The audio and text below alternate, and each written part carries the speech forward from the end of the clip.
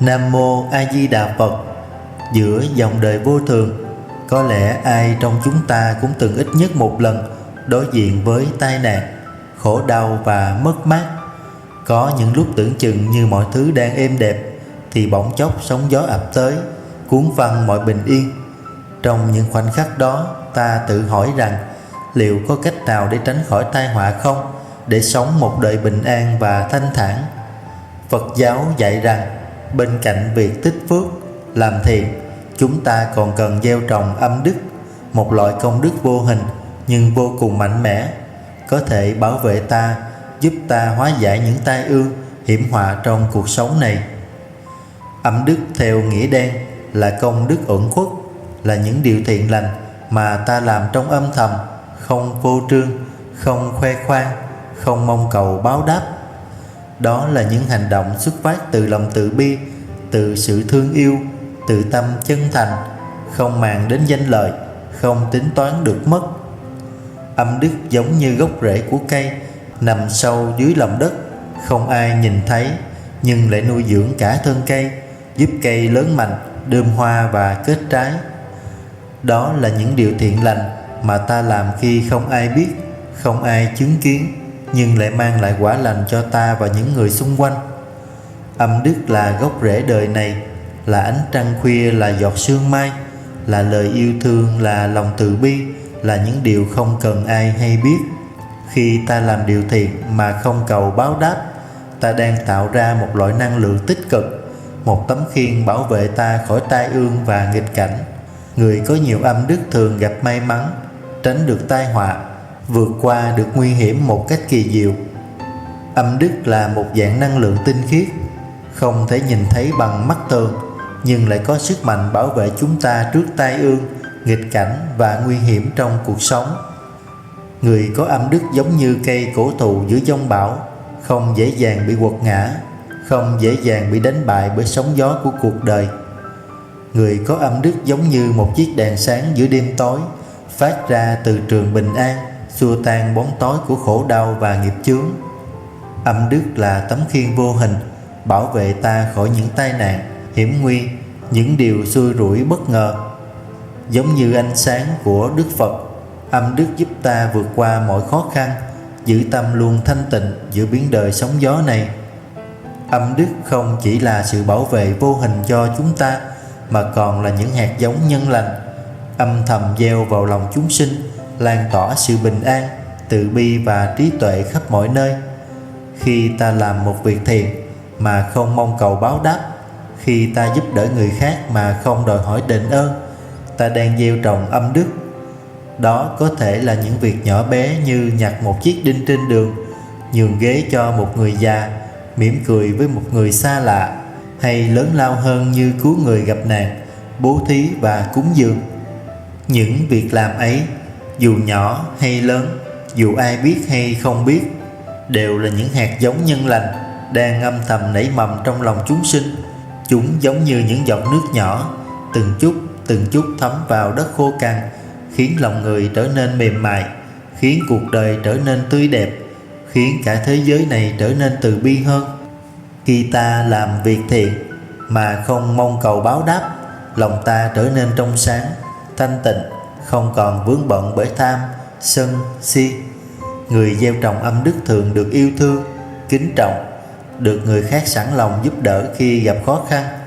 Gieo nhân lành gặt quả ngọt, gieo yêu thương nhận lòng từ bi, để thấy đời này không còn oán hận, để thấy lòng thanh thản giữa dòng đời.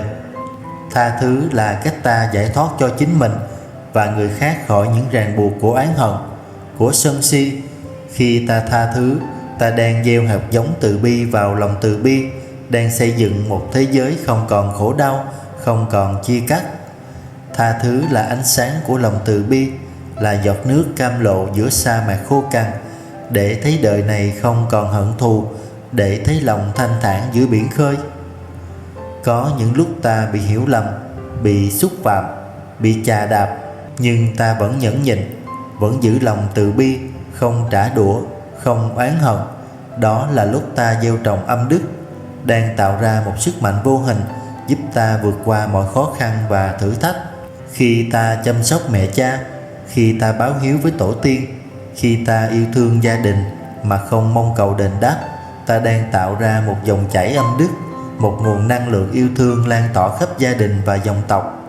Âm đức không chỉ mang lại phước báo, may mắn, mà còn là sức mạnh vô hình, có thể giải hóa nghiệp chướng, chuyển hóa khổ đau, thay đổi vận mệnh.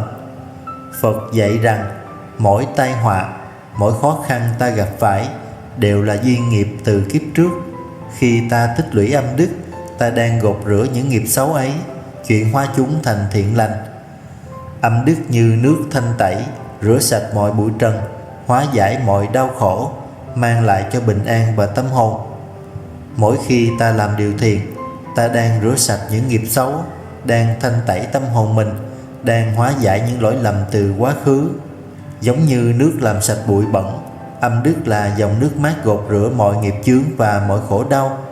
Nghiệp nặng như núi, nhưng khi ta tích lũy âm đức, ta đang dần dần làm nhẹ đi gánh nặng ấy, chuyển hóa nó thành nghiệp nhẹ, dễ vượt qua.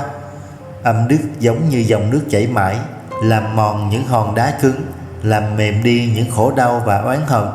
Khi ta sống từ bi, yêu thương và tha thứ, ta đang chuyển hóa những nghiệp xấu từ quá khứ, đang biến khổ đau thành bình an, đang biến bóng tối thành ánh sáng. Âm đức là ngọn lửa thiêu đốt mọi nghiệp chướng, là ánh sáng dẫn đường giữa đêm đen vô minh. Âm đức như nước chảy đá mòn, như ánh trăng rằm xua tan đêm đen, để thấy lòng không còn oán hận, để thấy đời này tràn ngập yêu thương. Những việc thiện lành ta làm trong thầm lặng, không mong cầu báo đáp, sẽ mang lại sự bình an lâu dài, không chỉ cho ta mà còn cho con cháu, gia đình và dòng tộc. Âm đức là tài sản vô hình, là của cải quý giá nhất mà ta có thể để lại cho đời. Âm đức là gia tài vô giá, là ánh sáng soi đường giữa đêm đen, là bóng mát giữa ngày hè oi ả, là tình yêu thương trải rộng khắp muôn nơi. Kính thưa quý Phật tử và các bạn, âm đức không phải là thứ dễ thấy, dễ đếm, dễ cân đo, nhưng lại là sức mạnh vô hình, có thể thay đổi cả cuộc đời bạn. Hãy làm điều thiện, hãy sống từ bi, hãy gieo trồng âm đức mỗi ngày, không phải chỉ vì mong phước báo, mà vì đó là con đường dẫn đến bình an, đến hạnh phúc, dẫn đến giải thoát.